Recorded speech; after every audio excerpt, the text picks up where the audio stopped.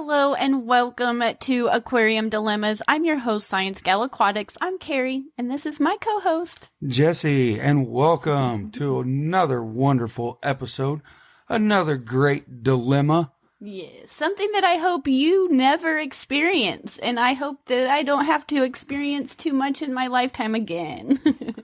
Power outages. Yes, what do you do if you just have no control over the elements or whatever's going on, and there's no power?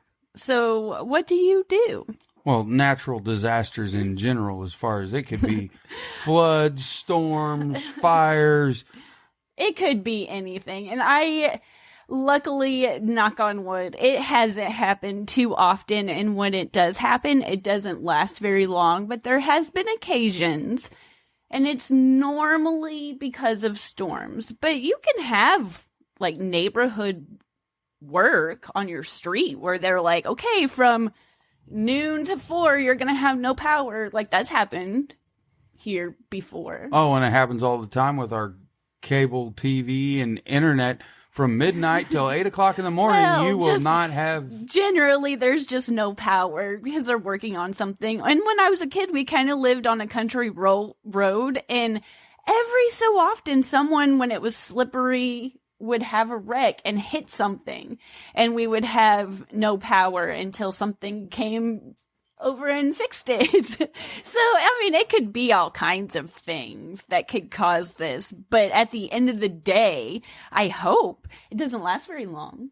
Oh, yeah. And it's right back running, but on occasion, it might be out for a little bit longer. Just kind of, what do we do? What would I do? What would you do? What should we do? Well, and the main dilemma is, well, what's going on with your fish tank? What is happening now that, okay, I have no electric to it? Mm-hmm. And it really, once again, like always, comes down to the size of your tank, what's in your tank, what fish you have, how much it's stocked. There's a number of different things that go on it that can affect how long it's been established. How long have you had it set up? In my head, my longer established tanks do a little better in this situation than a brand new tank, but then again, each tank is different. But I feel like there's some things that kind of set you up a little bit better for this occasion. Yeah, let's call it an occasion. This unfortunate occasion that, once again, I hope you don't experience. Well, the main thing is powers went off. That means you don't have no lights, no filters running. Nothing. If you need a heater in that tank, it's not working. Mm-hmm. Yeah. So you're not putting any oxygen, anything back into that, into your aquarium right then. Yeah. My first go-to concern, there's two, is my oxygen levels and my heat. Once again, not all of my tanks require heat, and in this circumstance, I'm very lucky, but some do. And I know there's some fish out there that need warmer temperatures, and even if it's a small amount of time, they just kind of start to not handle it too well when the temperature gets below a 72 or whatever that specific fish needs. I know some need 80 degrees. It just depends on the fish species. But generally, my first concerns, if it's been a little while, if it's only been a short time, I'm not really honestly concerned about anything if it's just a couple of hours. But if it's over a day or two, my first go-to thoughts go to oxygen and temperature. Yes, oxygen, absolutely. Mm-hmm. Because the fish are going to keep swimming. They're going to keep breathing. That's the goal of fish keeping, is to keep your fish breathing. Well, they're going to keep swimming. They're going to keep breathing. I'm just saying, that's the number one goal of this podcast, is to inform our listeners that the goal of fish keeping is to keep them breathing. I've taught you I'm so proud of myself. Well, I got to give you a hard time. That was a true statement. Well, it's a very generalized statement, because there is only 3% oxygen normally present in water. And there's a lot of things that require oxygen in your tank that's just, besides fish, there's all kinds of just reaction, just all kinds of things that I never thought about in the past. And the more experience I get with fish keeping, the more I realize there's all kinds of things that require oxygen. And I generally, with the fish we keep, we have smaller fish and they're not very heavily stocked. But if, let's say I have a heavily stocked tank or a fish that requires a really high oxygen, oxygen to survive, the first thing I would do would be, are they swimming okay or are they gasping at the surface? And if they're gasping at the surface, then I know that I'm on limited time and I need to put some oxygen in that tank. And not only that too, but if you don't have lights on your tank for a certain amount of time and you have live plants, like we've said before in past episodes, you're not going to have photosynthesis for them plants anymore. It's going to start running on respiration. So you need to put oxygen in that tank just for your fish 100%. But there's a little bit more that goes into it too that needs oxygen. Oh, yeah. Well, the main thing, like us, we go to the creek a bunch. We go swaps, fish stores, get fish. There's a lot of great products out on the market. Now there are. that are rechargeable or just battery operated pumps. You can get them from all your aquarium shops. You can get them from even like Bass Pro shops. They sell them for like bait buckets. That's what we have. But now that I've been exposed to so many different things, and I don't know how long they've been available. I know when I was a kid, I just don't think they were as available, or maybe they were around and I was just oblivious. But those battery powered, sometimes rechargeable little air pumps that you can hook an airline hose to and a air stone, and it might not look the best, but it works in an emergency. Or like you said, you go to the creek and we collect something and you need some oxygen in that bucket. They're really good to have. Should we probably have a lot more on hand than we do? Yes. 100%. Yeah. But I highly recommend that you get some, and I hope that you never have to use them except for fun times. Yeah, but fun little experiments. that is something that I highly recommend that you have in your fish room, or even if you just have one tank and it's a smaller tank, just put it in a desk drawer somewhere, put it out of the way so hopefully you don't have to use it, because if you have it, you won't need it. But if you don't have it, that's when you absolutely will need it. Well, that's my first step would be, and usually everyone has phones and you get the weather alerts, storm, this, that, and the other. So when your power goes out, you don't know how long. Yeah, you have no idea. You just kind of sit back and be like, I hope this don't last very long. So to me, is the first thing to do is put oxygen to the tank. Yeah, with the tanks we have downstairs in the fish room where we have the most tanks, they're heavily planted, they're low bio load, they're small fish. They range from guppies to platies to Amicus splendens to smaller plecos, neocaridina shrimp. They don't have a large oxygen requirement compared to our silver arowana and our common pleco and our koi fish, but they still need it. So it's something that if you don't procrastinate it, just go ahead and get it set up. And if your electricity comes right back on, then just put it away. And if it's out for a couple of days, then you have it right there. Yep. You've already got step one in my mind taken care of. But usually, I'm not going to lie, like that's my ideal thing.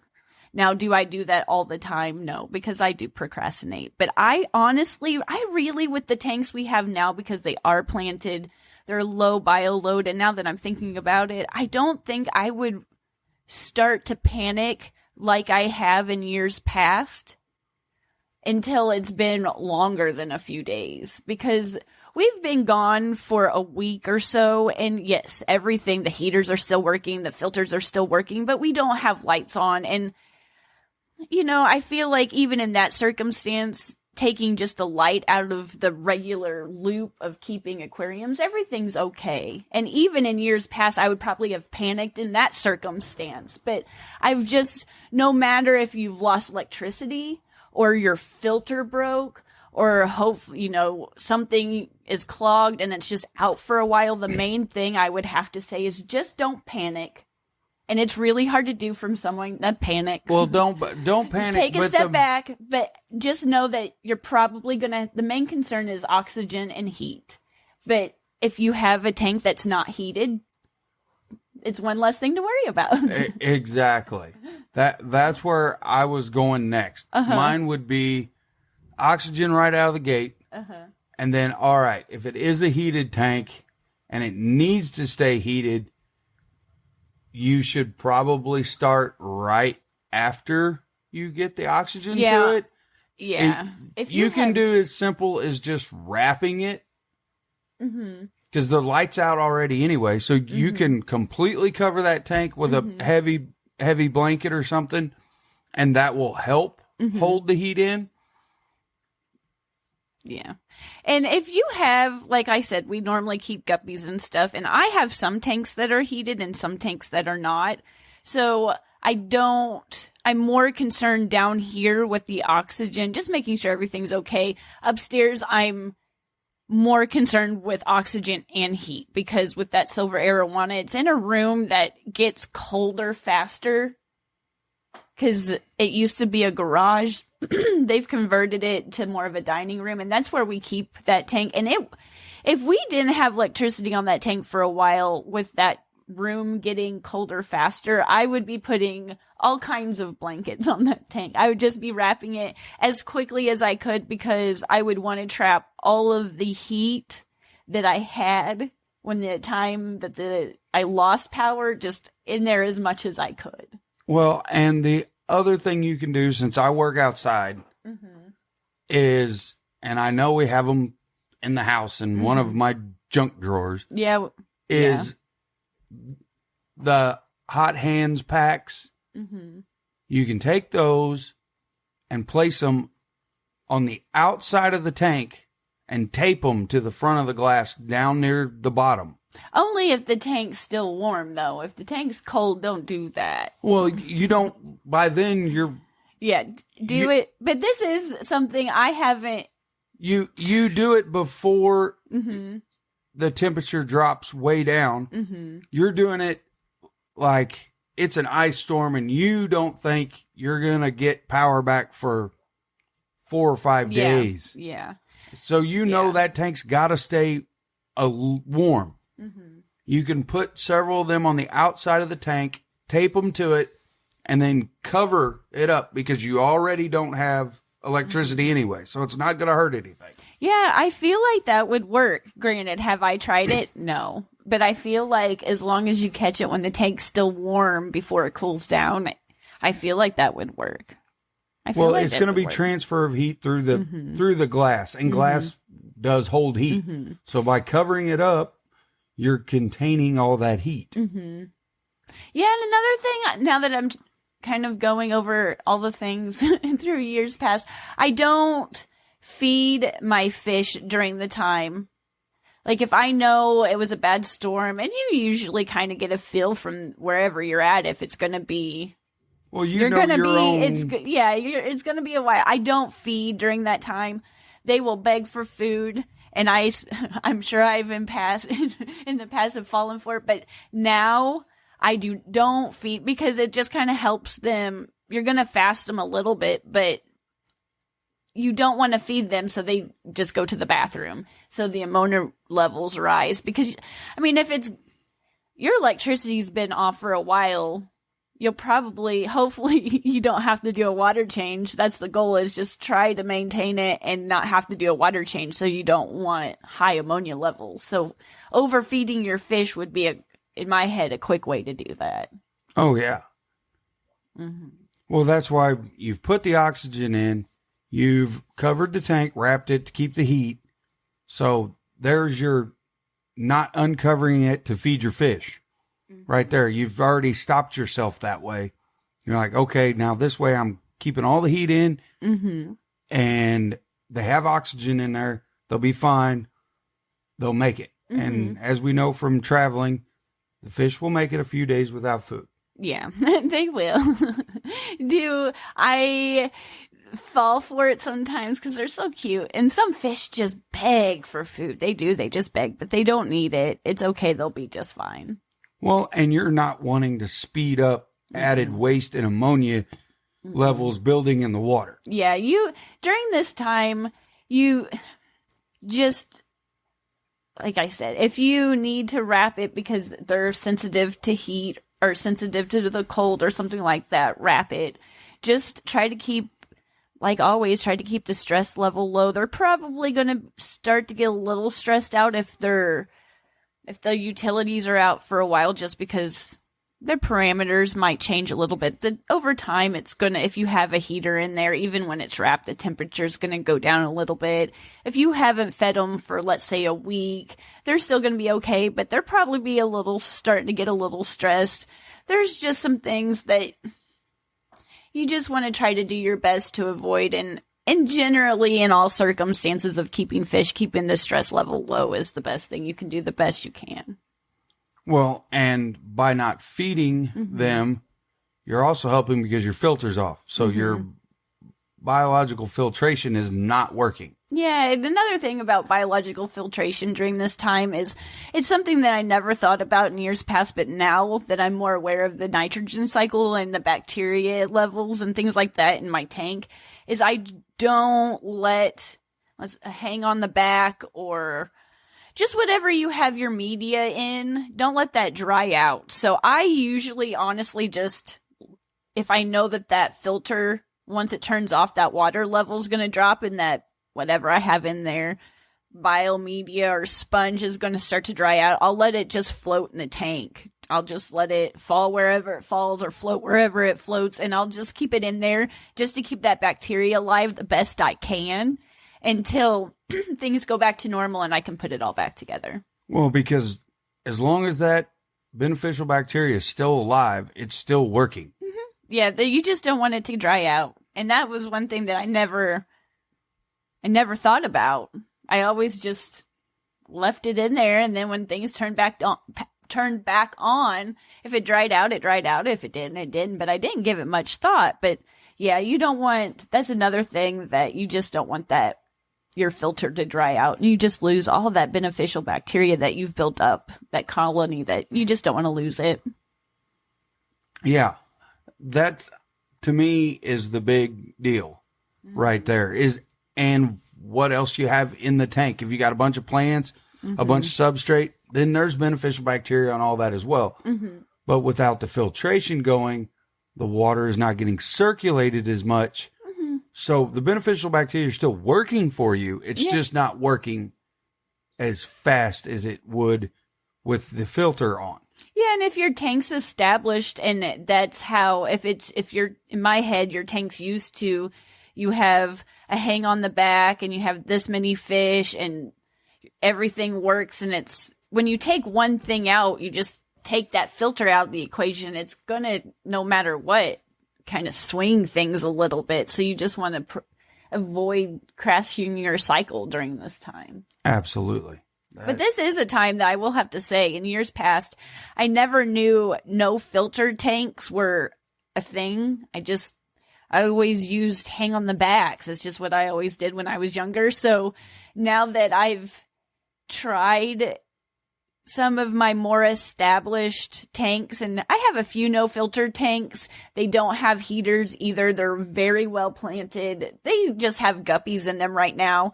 It's not a huge population, but I will say those tanks, I just do not worry. If I lose electricity, I lose electricity. It's something that I never knew that you could do, which makes sense. But I just never knew. But if your tank's used to having filtration, it's used to having that, and you take it away, that's when things can just kind of swing out of balance. Well, because it's the teeter-totter effect. When you, or Jenga, so to speak, you pull out one block, you're taken away. something, and something else has got room to get in. Yeah, I would say that's one thing, which is, I mean, it's pretty obvious. A no filter, no heat tank that's well planted. The fish have a low bioload. There's tons of Neocaridina shrimp in that tank, and it's one I just don't have to worry about. It's always just so beautiful. And even when something like, I have no electricity, I just don't have to worry about it. You don't have to worry about turning that light off. It's something that if you want to try, or you've been thinking about trying, and you have a tank that you've had set up for a while, just give it a shot. Just see, add another fish tank and try a no filter tank on the one you have. I could see in this circumstance where having a no filter tank in a fish community that doesn't require heat would be helpful. A power outage dilemma. Is now the time to try a no filter tank? Yes. But I would say generally, looking back over the years as we're talking about this, from like storms and just general things, it's usually the power comes back on relatively quickly. We don't have anything to worry about. If it's a day or two, I do add oxygen to the tank. If it's a more sensitive fish, like if our utilities went out now with our silver arowana tank, I would be more concerned about the temperature on that tank versus the guppies down here. But if it's over, my only experience where it was a significant amount of time where I lost power for a month, and it was during an ice storm. And I only had my 30-gallon bow front in my apartment, and I had goldfish in that tank. I had all kinds of things, but I just remember the goldfish. And we lost power, like I said, for a month. It was cold. I had to move out. I had an older dog at the time. I had to live with friends, and I would come back and check on the tank. And the only thing I did not lose during that time was the goldfish. And those are the goldfish that I had when I first moved into this house. Now I had them for like 16 years. I had them forever. Luckily, they are a cold water fish. So it was cold. It was really cold. But that was the only time that I lost power in my fish keeping experience. That was a significant amount of time. And I did have that tank wrapped up in like every blanket I had in my apartment, because I had to just come and go and grab things as I needed and just checked on things. But I lost everything, no matter what I would have done in that circumstance. I think the only thing was because they were cold water fish. I didn't feed them, but maybe once during the whole time. So I tried my hardest. I was sad. I was devastated. I was really young, but there's some times that there's whatever circumstances happen, whether it's a storm or whatever it is, like that ice storm, I couldn't have done anything to help that. It's out of your power. You can do the best you can and know all the answers, and sometimes it works out and sometimes it don't. But generally, if it's just a week, a couple of days, a few hours, I don't panic like I used to. And rightly so. And depending, again, back to what fish, the main concern obviously is always oxygen. Mm-hmm. And knowing what you know now about goldfish, the fact that they can withstand really, really cold temperatures. Yeah, they can. We keep them outside in the koi pond year round. And you do not have to feed them when it gets really cold, because their metabolism actually slows down. Mm-hmm. Yeah.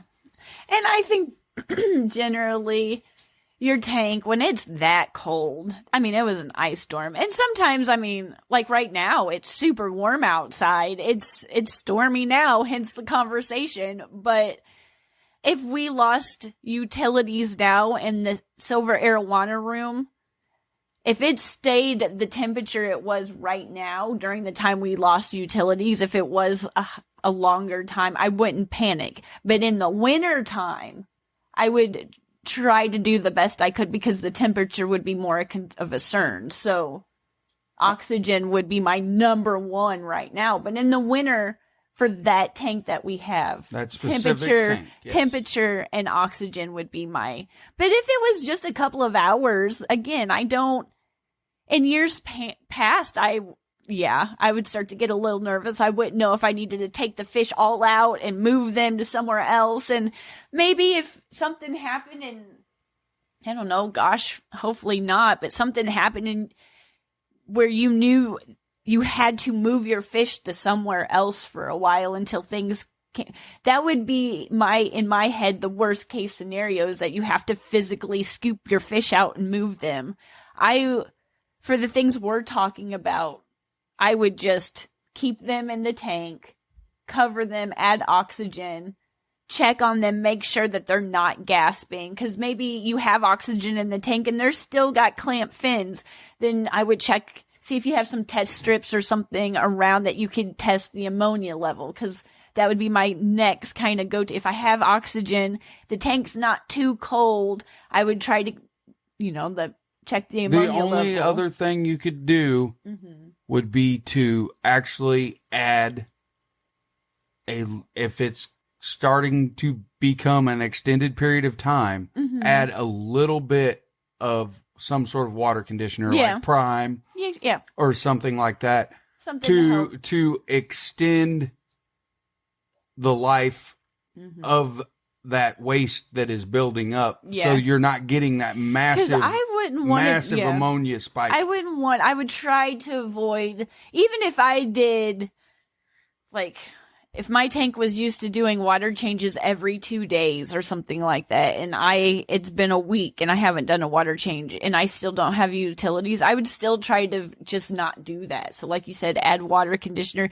do something during that time to try to keep that ammonia level down, because you might not have warm water, or the temperature might not. In my head during this time, the water is going to be freezing cold, and maybe that might do more stress to the fish. Some fish, no. Some fish can handle super cold water changes. It just, again, comes down to what your fish can handle. Yes, absolutely it does. That's the biggest thing, too, is once you touched on it right then, once you do get your utilities back, it's time to really observe those fish. See what's going on. and take your blankets off, your heater, your filters, everything. Make sure all that's turned back on properly and everything's working. Then it's time to start testing that water and doing that water change, because instead of doing the 25% water change that you normally would do, you might be doing a bigger water change. You might be doing a 50. Yeah, it just comes down to really the tank you have, how long it's been off. Just observe, make sure everything's okay, and just kind of go from there. Hopefully everything's good. I've had, generally, as soon as the electricity comes back on, everything's the same as it was. The fish they don't care. They didn't notice. I did, but they did not. But about the time, never say never. There's always some kind of occasion that something happens, or you just observe, spend a little extra time and see what's going on. Test your water. I always recommend testing your water. Do I test my water like I need to? No, but always test your water, especially if it's after been off something for a while. like that. After that, cataclysmic event.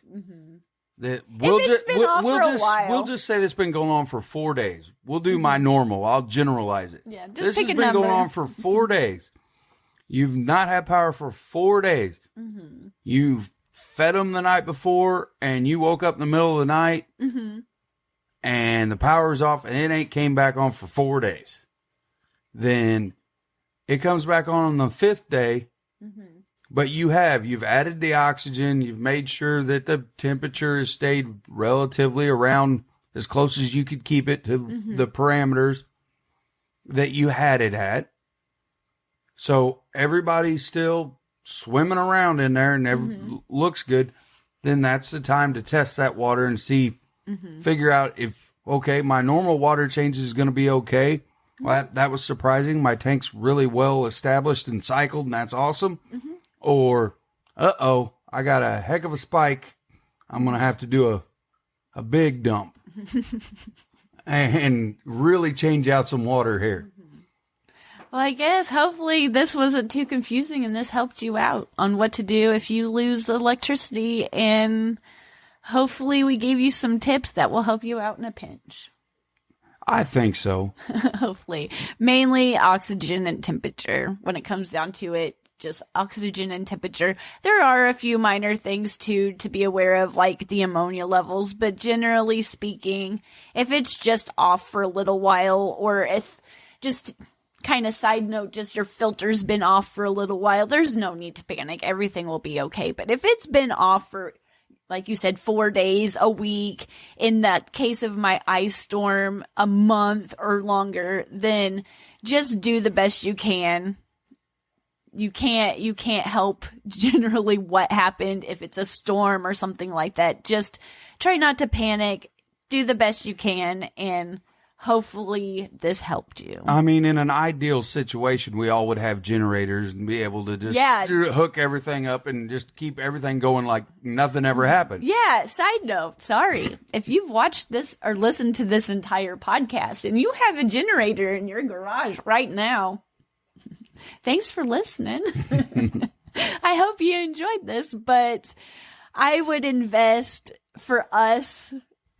Just invest in those battery operated rechargeable. They're small too, whether it's a bubble bucket type battery powered air stone or the rechargeable ones. They're really helpful to get an air stone in your tank during this time. So if you haven't, I highly recommend you pick something like that up. And there's a lot of good ones on the market. There are. You can get them all the way from super cheap, I think like $15-$16 up to way up there, $50-$60.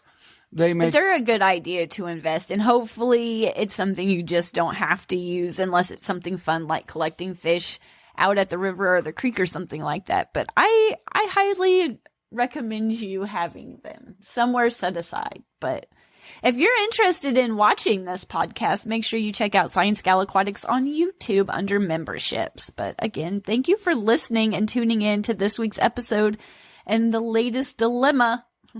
Thank you for tuning in to power outages and what can go wrong. Yeah. Just don't panic. It'll be okay. You're a great fish keeper. And thank you for listening. Thank you. Until next time. Bye. Until next time.